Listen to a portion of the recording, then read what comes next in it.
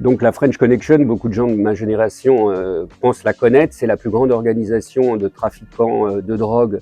française qui a sévi entre les années 1950 et les années 1970, notamment pour approvisionner en héroïne les États-Unis. Il y a eu beaucoup de livres et surtout de films, mais qui ont évoqué essentiellement la fin de cette French Connection.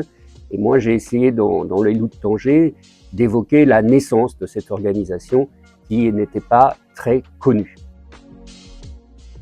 Alors le roman Les Loups de Tanger, c'est l'histoire de deux amis, Max, qui est un journaliste très expérimenté, et Théo, qui est un jeune étudiant un peu naïf, un peu décalé, qui lui sert d'assistant.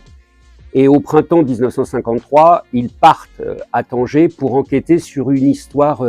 bizarre de piraterie maritime en Méditerranée, d'un cargo qui s'appelle le Combinati et qui était chargé d'une énorme cargaison de cigarettes de contrebande et qui a disparu au large de Marseille. Alors sur les quais de Tanger, ils vont petit à petit et de fil en aiguille se trouver confrontés à une organisation très très puissante de narcotrafiquants corso marseillais qui ont des réseaux très influents et des liens très puissants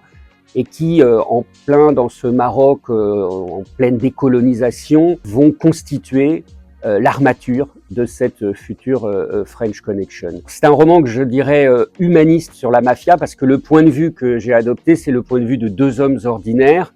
l'un plus ou moins expérimenté, l'autre totalement vraiment